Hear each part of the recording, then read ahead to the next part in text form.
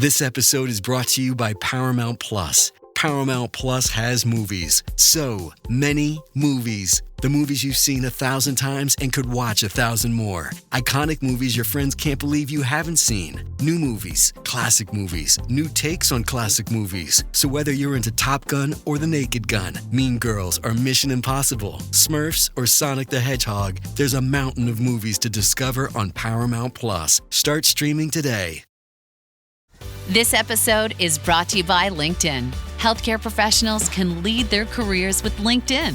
Discover jobs by specialty, preferred shifts, and even desired salary. From mental health therapists to radiology technicians, it's now faster and easier for healthcare professionals to find the right fit. Learn more at linkedin.com/healthcare. Side effects may include faster job placement, improved work-life balance, and increased career satisfaction.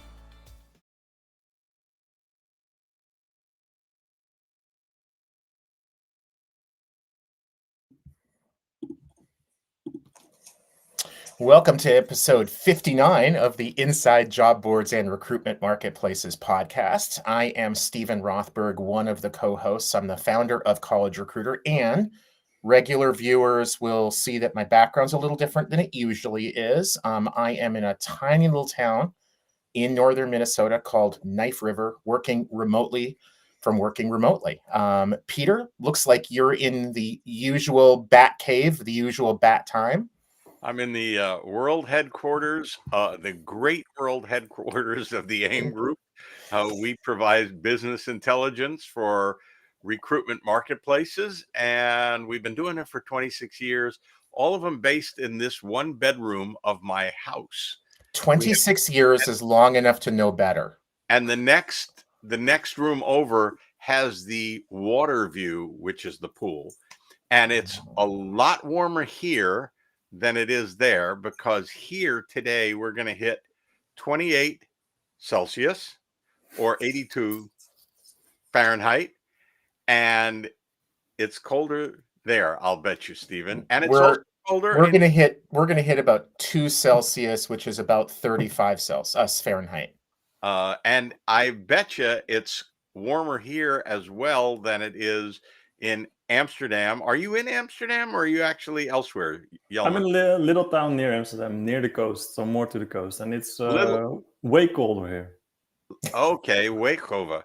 Jelmer is the co-founder of Roadtrip Analytics, Jelmer Ziudema, and he is going to tell us about why we should use qualitative instead of quantitative analytics.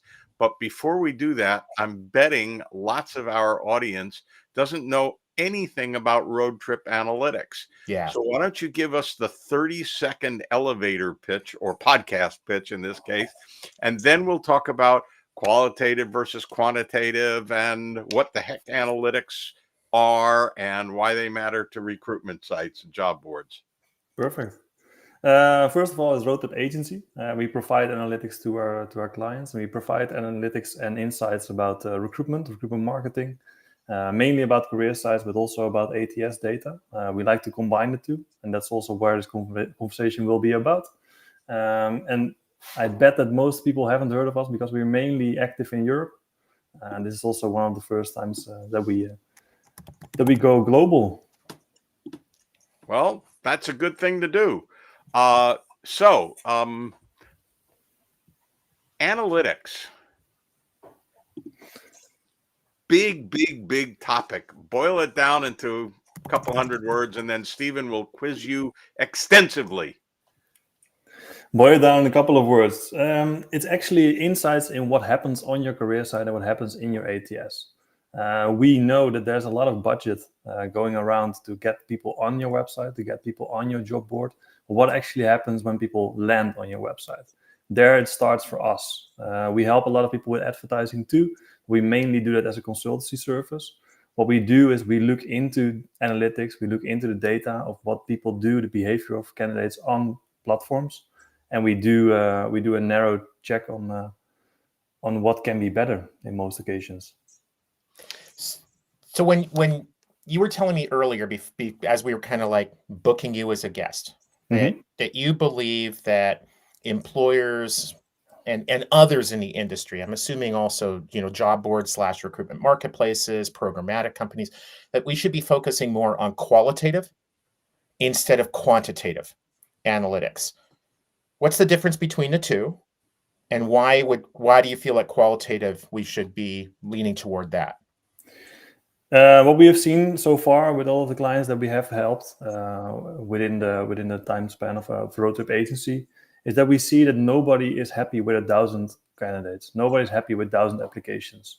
What we miss is the next step in the funnel. We want to move towards more qualitative metrics. We want to move further down the funnel, further down the hiring funnel. And we want to use that data for recruitment marketing purposes, not only for reporting, but also for optimizing. So we want to give that information back to the media that are used to spread the word. Job boards, Meta, LinkedIn, anywhere you can post a job. We want to make sure that they know what a qualitative candidate for a company is. We don't want to have 1,000 applications. We want to have one hire in the end.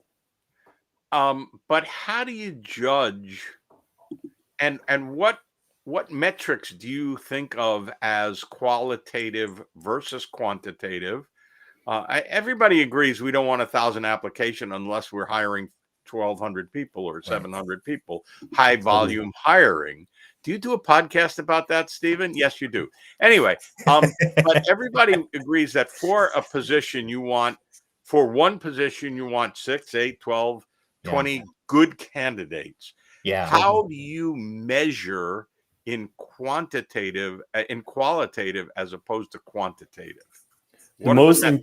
The most important thing is to understand what a company finds qualitative. I can give my opinion, I can give my input, and I would say that everyone who lives through the first phase, so the first phase in an ATS, is actually qualitative. If it's worth to look further into the resume, if it's worth to look further into the letter of motivation, then there is some sort of quality in that candidate, or that candidate shows some sort of quality.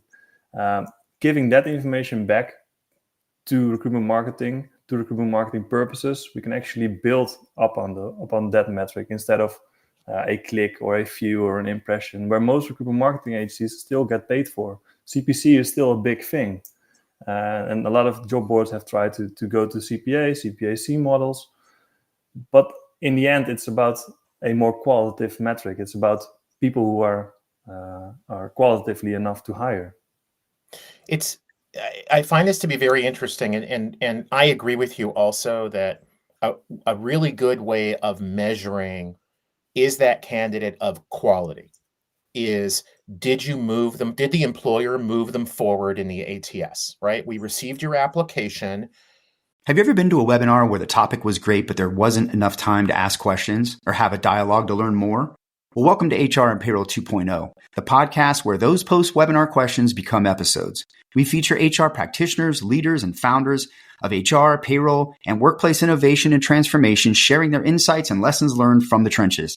We dig in to share the knowledge and tips that can help modern HR and payroll leaders navigate the challenges and opportunities ahead. So join us. Depending upon their process, that might be, hey, Peter, we want you to take an assessment. It might be, send us these documents. It might be, I know, it wouldn't be Peter. Nobody wants anybody. Yeah, exactly. Your grandkids, but and I think for a lot of employers that we work with, when they're measuring quality, it's, are we going to have an interview with you? Even if it's a 10-minute phone screen, because the recruiter is not going to do any of that unless the candidate meets some minimal level of quality. Yeah. When you talk about, I can't remember exactly the words you use, Jelmer, but something like, moving forward in the ATS, is that what you're talking about? Like, we're going to interview you, we're going to assess you? Exactly. So you have the hiring funnel, and it starts with an application, and the end of it is, of course, a rejection or a hire. And everything in between that is more qualitative than a number in Google Analytics, for example. When people end their session by leaving an application on the website, it's a first step. It's a nod that they are actually interested. But the next phases in the funnel, in the hiring funnel, are even more important for us to tell if a candidate will have any chance of getting to the rejected or offer phase. In that cases, We really want to get that information. We want to take it out of the ATS and we want to use it. We want to use it for LinkedIn in offline conversions. We want to use it for Meta. We want to use it for job boards. We want to make sure that the feedback loop is complete and that we all know that we talk about quality in the same manner. And that's important for job boards, but it's also important for advertising agencies. It's really important that we talk about the same level of quality when we talk about candidates. Otherwise, you will end up with 1,000 candidates when you only need 4 or 5.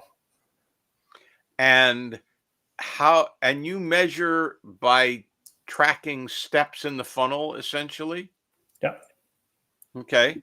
And you do that for how many employers who are clients of yours?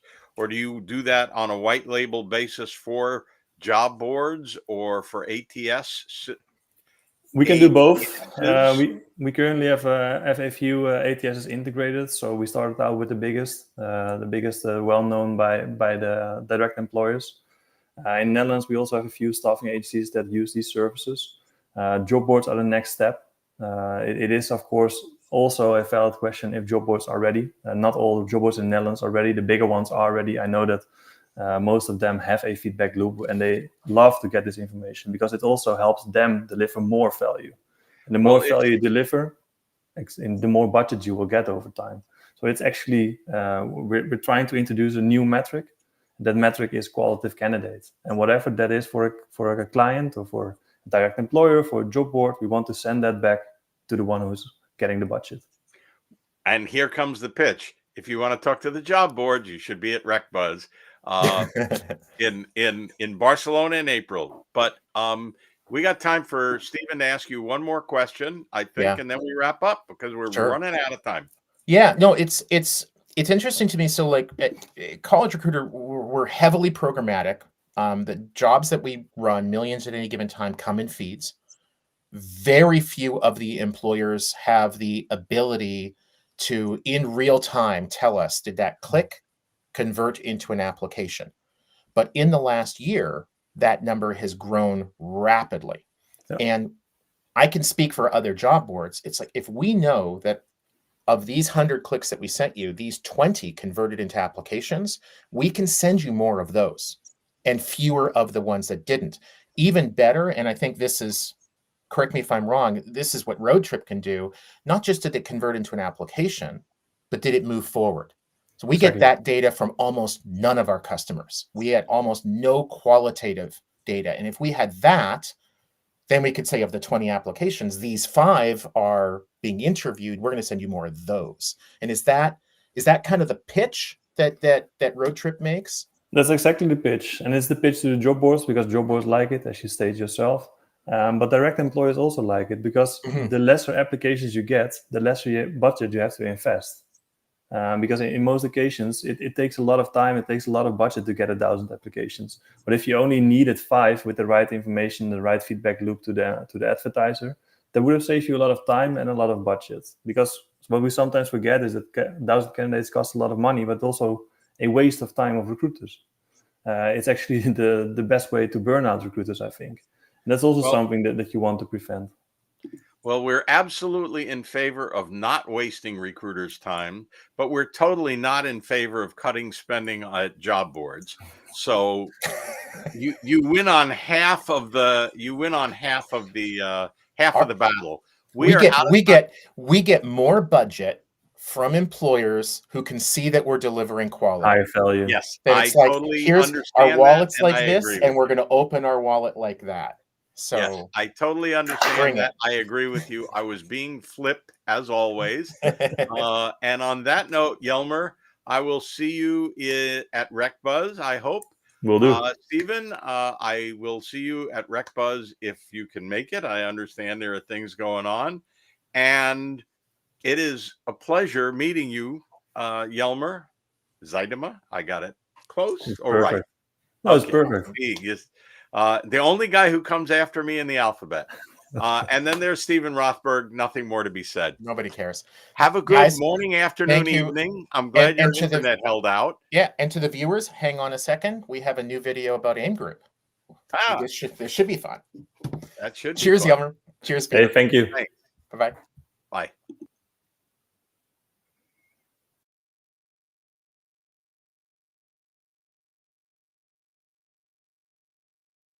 Group provides global business intelligence services, news and analysis, conferences, and consulting about recruitment marketplaces and classified sites worldwide. We've been at it for 25 years. We've worked with some of the biggest names in the business, and most of them are longtime clients.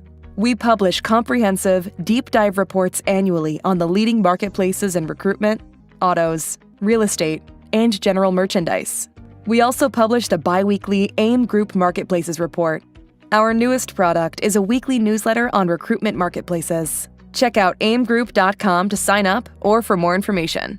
Our consulting projects include strategic planning, pricing studies, acquisition identification, and more. Our signature conference is RecBuzz, bringing in about 250 C-level executives, investors, and vendors. At RecBuzz, you get to network with counterparts and key industry experts like nowhere else. The 2024 edition is in Barcelona in April. Sign up at recbuzz.com.